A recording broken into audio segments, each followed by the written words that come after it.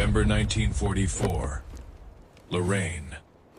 A wooden medical crate reached an American aid station with its Army seal still intact. The invoice said it carried 400 morphine syrettes. The doctors counted 263, and the seal had not been broken. That was the detail Major Daniel Rowan could not let go, because field hospitals can survive bad weather. They can survive mud blackout roads, and trucks arriving late with frost on the canvas. But they cannot survive medicine that vanishes after the Army swears it has already arrived. Rowan was a surgeon, not an investigator. His job was to keep men alive long enough to see home again. But by the second week of November, he had a ward full of wounded infantrymen, and a locked cabinet that was nearly empty. Men were coming in with shrapnel through their legs, burns across their hands, jawbones wired shut, feet shattered by mines, and the nurses were dividing pain relief like it was bread during a famine. One syrette held back for the next stretcher. One dose delayed because another convoy was supposed to arrive before dark. One young private biting a blanket because there was nothing left to give him yet. The strange part was, the supply line was not broken. The trucks were running. The depots were open. The forms came back stamped, signed, and satisfied. According to the Army, the medicine had been delivered. According to the men on Rowan's tables, it had not. So Rowan began doing what surgeons do when a body is lying to them. He stopped trusting appearances. He measured, he counted, he wrote everything down. Every requisition number, every crate marking, every driver's name, every shortage. The first pattern looked small enough to dismiss. A crate listed at 400 showed up with 381.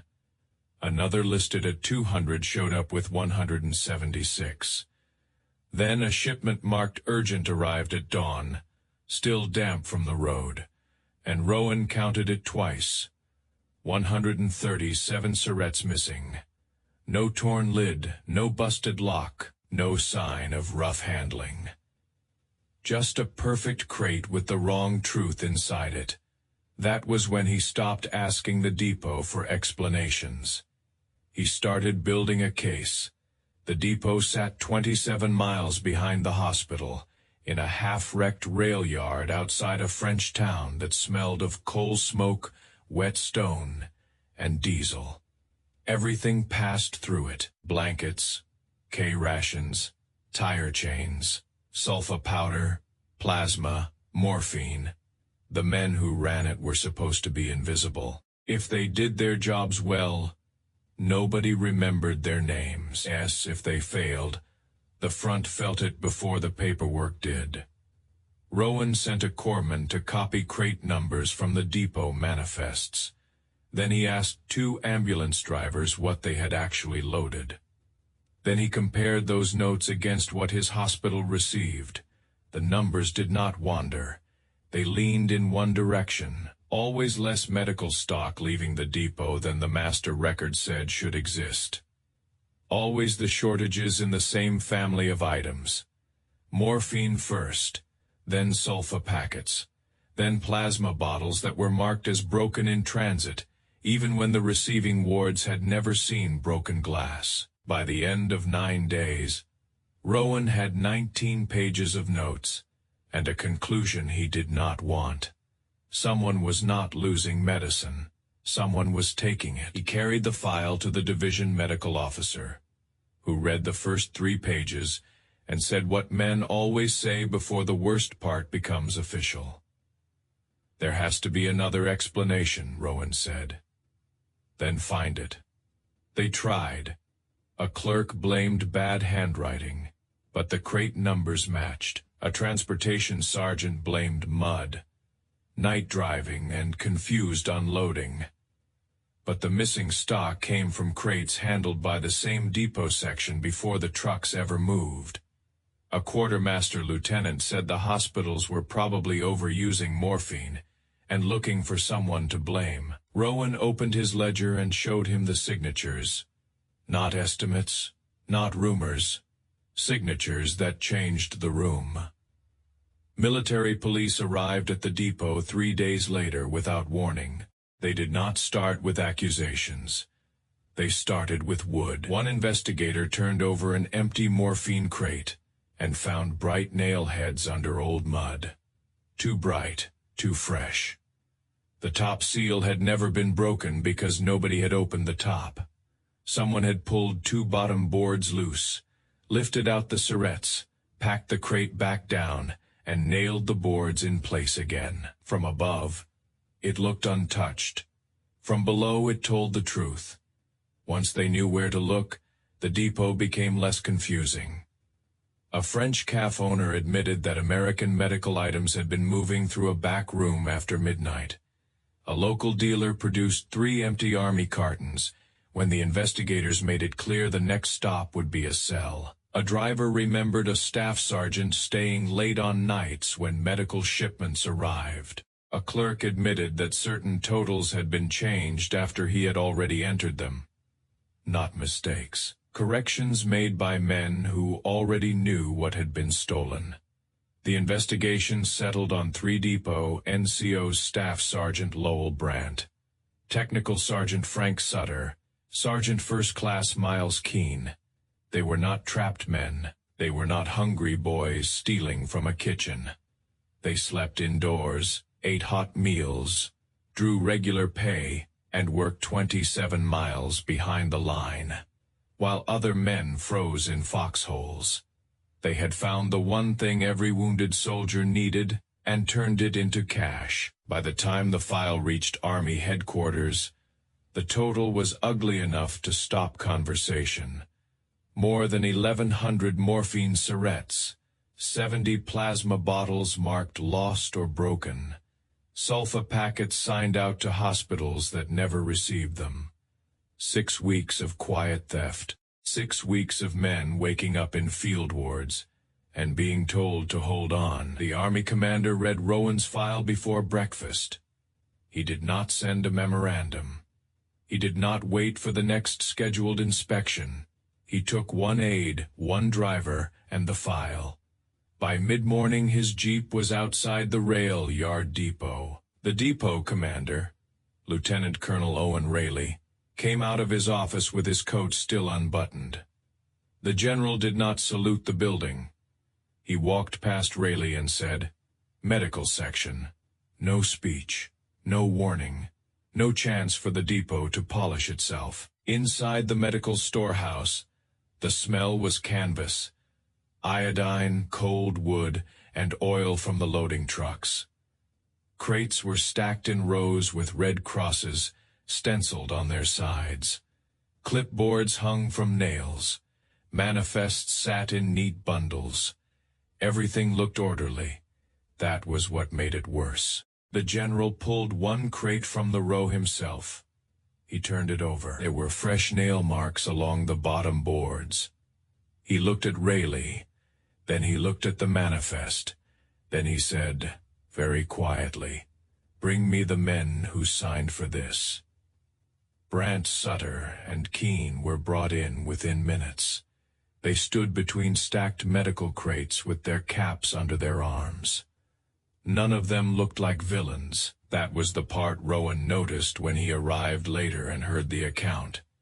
They looked ordinary, tired, irritated. A little frightened now that consequences had finally caught up. The general opened Rowan's ledger and held it in one hand. 400 morphine serrettes listed, he said. 263 received. No one answered. 70 plasma bottles marked broken, he continued. No broken glass recovered. No receiving hospital notified. No transport accident recorded. Still nothing. Then his voice changed. Not louder, colder. "Do you understand what you sold?" Brandt's jaw moved once like he was going to explain. The general cut him off. "You did not steal from the army. That would be bad enough. You stole from men who could not even sit up to ask where their medicine had gone.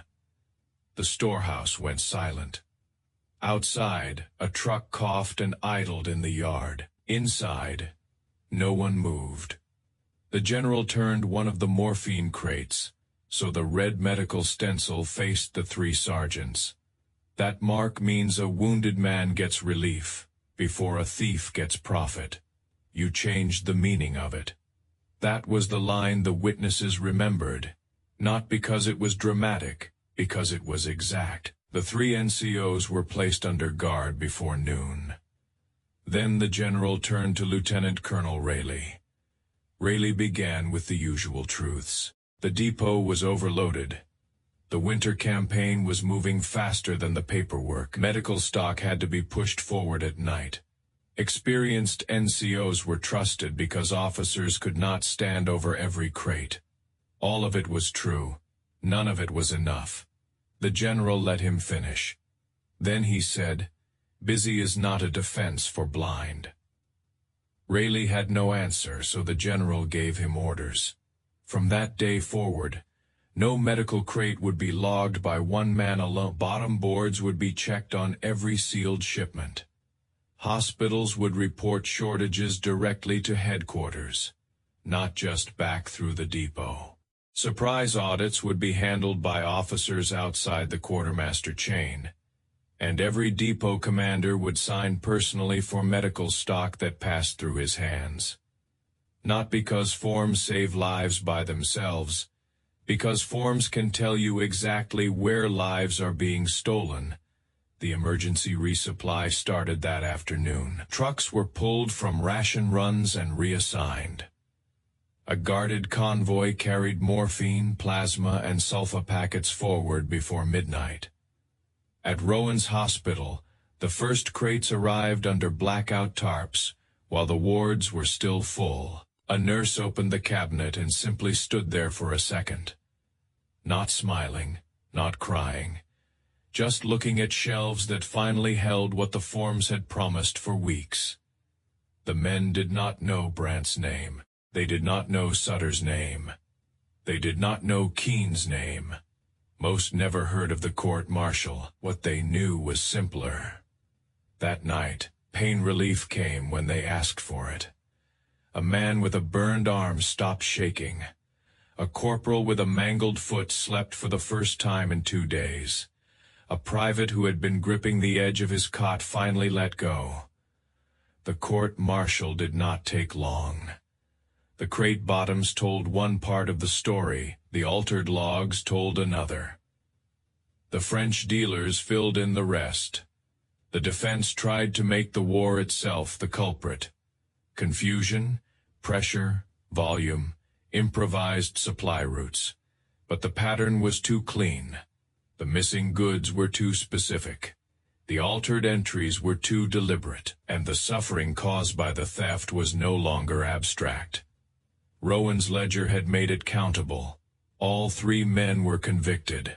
They lost their rank, their uniforms, and the only honorable version of their war they might have carried home. What they earned from the stolen medicine disappeared almost immediately. What they lost stayed with them. The general's order went out to every medical depot, supply dump, and quartermaster detachment under his command. It was short. It named the crime without hiding it inside soft language. Medical supplies intended for wounded soldiers had been diverted for private profit. The men responsible had been tried and punished. Any soldier who did the same would face the full weight of military law. Then came the sentence that made quartermaster NCOs read it twice. Every missing dose has a man's name behind it, whether the thief knows that name or not. That was why the order worked. Not because it sounded official, because it made the invisible victim visible. A morphine syringe was not a line item. A plasma bottle was not a crate count. A sulfa packet was not depot inventory. It was a man on a cot with his boots cut off, waiting for the system to remember him. Rowan returned to surgery. He did not become famous. He did not tour headquarters telling the story. He went back to the lamps, the cold instruments, the red hands, the names written on tags, and the endless work of keeping men alive after war had tried to finish them. Years later, when he practiced medicine in a small town, he still kept careful records. Patients thought that was just the way he was. Precise, quiet, hard to fool. They did not know that once, in a rail yard in France, a ledger had done what rank and trust had failed to do. It had followed the missing medicine backward until it reached the men who had taken it. The army wanted courage at the front, but that winter, it needed something quieter behind the lines. A doctor willing to count, a commander willing to look under the crate, and a system forced to remember that the wounded do not suffer in averages. They suffer one at a time. The seal was never the thing that protected the medicine. The men who cared enough to check it were.